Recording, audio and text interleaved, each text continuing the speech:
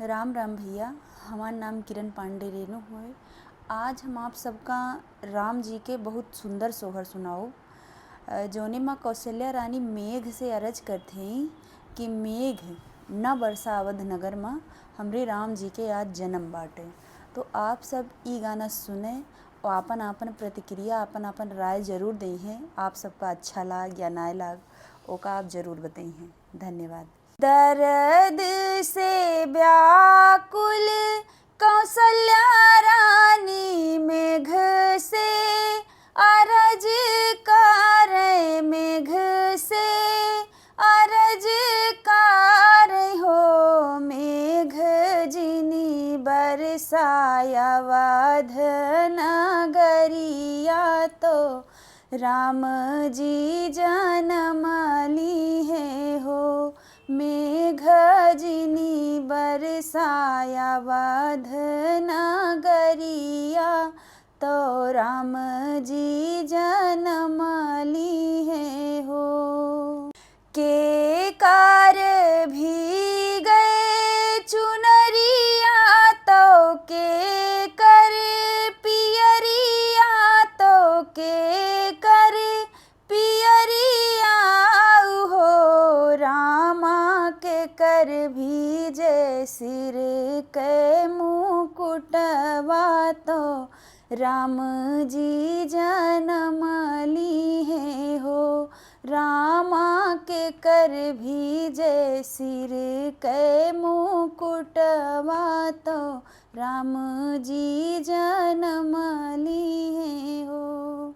कैकेयी के भीजे चुनरिया, कौशल्या के पियरिया, कौशल्या के पियरिया हो। रामा दशरथ के भीजे मुकुटवा, तो राम जी जन्म ली है हो।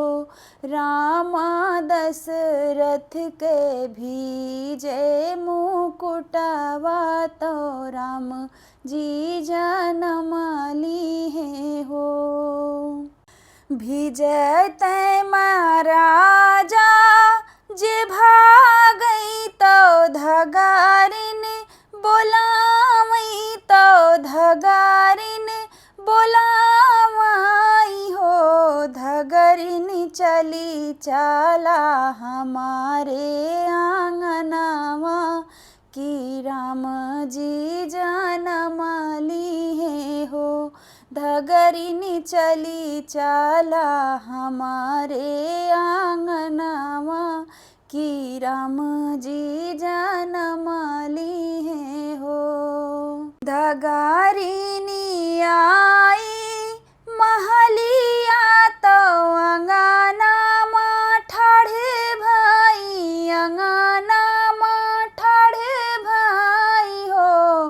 धगरिन मांगे लागी सोने के हंसुलिया, कि राम जी जन्म ली है हो। धगरिन मांगे लागी सोने के हंसुलिया, कि राम जी जन्म ली है हो। बहिरे से राजा जे आवई, तो अंगनामा ठाढ़े भाई, अंगनामा ठाढ़े भाई हो।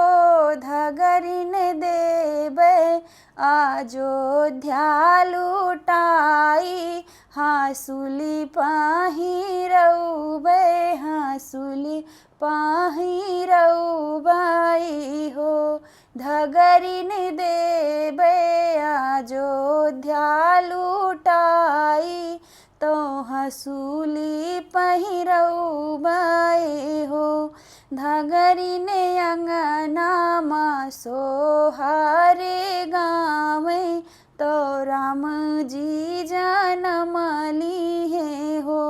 धगरिन अंगनामा सोहारे गावे, तो राम जी जन्म ली है, राम जी जन्म ली है हो।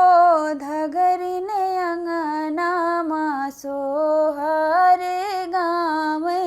तो राम जी जनम लिहे हो धगरिन अंगनामा सोहरे गामै तो राम जी